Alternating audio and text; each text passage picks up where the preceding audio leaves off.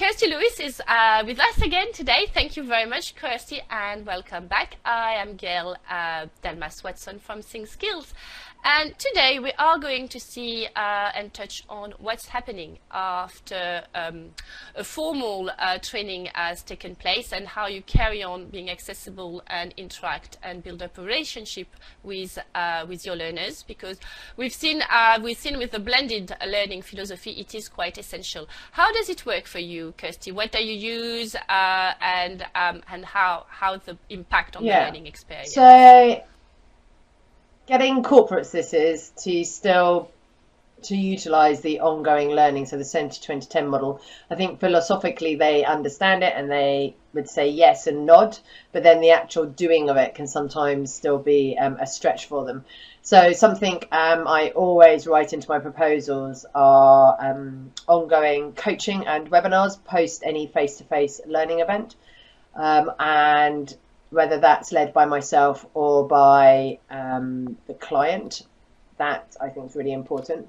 But then I'm always really clear at the end of a workshop that I'm still accessible and where they can find me, where I'm playing on social media. So I always give everyone my business card. I share with them where I am on LinkedIn, Instagram and Twitter. Now, that's not for everybody, but that, as in those three mediums, but a lot of people do connect with me on LinkedIn. So that's definitely one space I can continue to have conversations with those learners. The other things I also do is I have a newsletter. So I automatically say to the corporate trainers that I work with and facilitators, you're absolutely welcome to sign up into the newsletter, because you'll get lots of ideas, content, freebies in that space as well. And I've noticed people do that, and that's another way that we get the ongoing learning occurring. So Kirsty, you're mostly working with trainers, you're training Yes. trainers. How do you think that translates with professional in the corporate world who are not necessarily L&D professional? Do you think is something easy to replicate, or do you think there is less appetite to build up a relationship with the trainers? What's your experience when you talk to trainers about that? Before I came into the trainer space and the facilitation space, my background was sales. So I've done a lot of sales training and coaching as well. And I think the space where corporates play at that point is LinkedIn. And I've noticed a lot of my groups, we find each other through LinkedIn, and you stay in that space and have those conversations. And where there are training companies who've got it, they have a strong presence on LinkedIn. They put up articles. They have a closed group. People in their teams share videos and ideas. So I've seen that working quite well, and I think it's more of a LinkedIn space where people do that. Sure. So, so there is an appetite, but slightly different for when you work with professional outside of L&D. How do you? Well, the big questions is obviously fees, because that's changed. You know, we used to be on a day fee as self-employed, but obviously this change of format where you add videos, webinars, coaching sessions, it's going to be, or maybe just following up with the community, posting a few posts, checking on the answers, the responses. That's 5 minutes here, 5 minutes there, an hour here.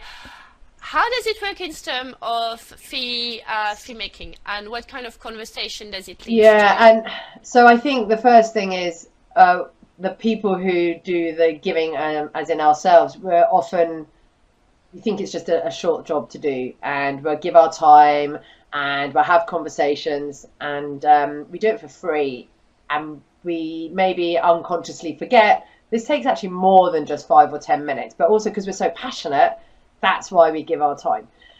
So I think there is a bit of stop and think for many of us professionals and say, well, hold on, what is it I'm offering, and what does that actually translate into in terms of time, effort, and my personal value? I think the way you can do that with corporates is you can start to show them some of your collateral, what it is you would actually be doing in these follow-up sessions. And it might be you actually generate and create clear webinars or coaching circles or you might agree that you're going to write them 3 articles that they can then use internally for themselves, and you might bundle it as a bundle price rather than trying to do it as a day rate, and maybe move more towards a project fee rather than individual day rates. So you bring it all together as one price, and that's something I've been doing. But then I also break out, I create and show my clients a clear learning journey as well, which starts from the pre-thinking and the design through to the actual event itself, through to the follow-up.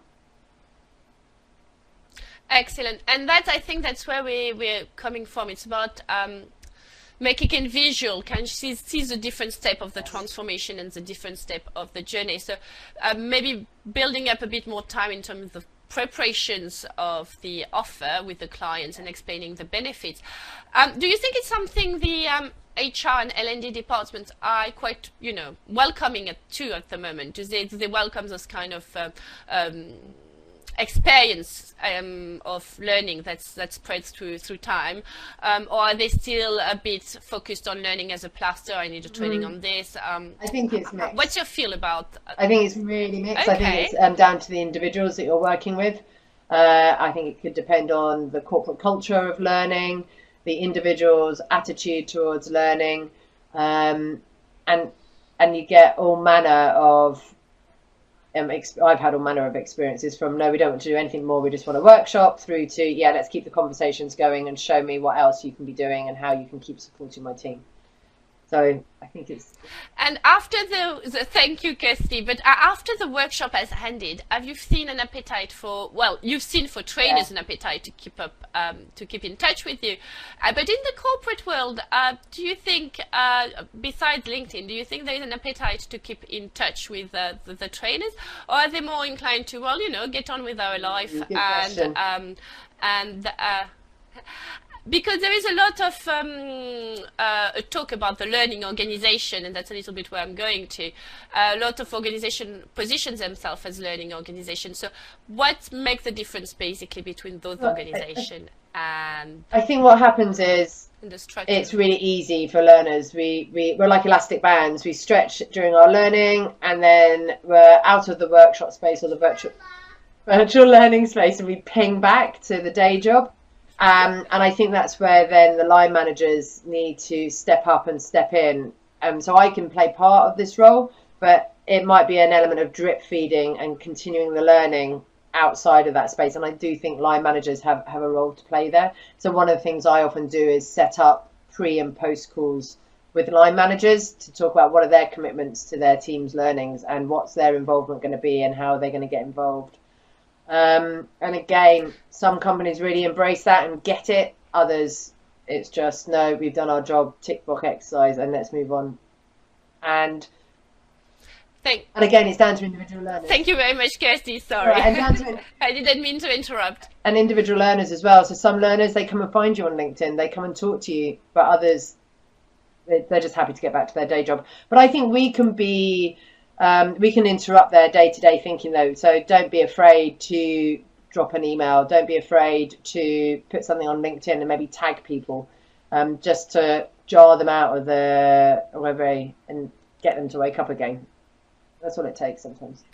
And I think that's a very good point, isn't it? It's very valuable for them to be brought back into this learning zone and have a moment, even if it's a few seconds of reflection about the training they received, a few weeks, a month ago, how does it translate, at a later stage in their work, in the day-to-day work.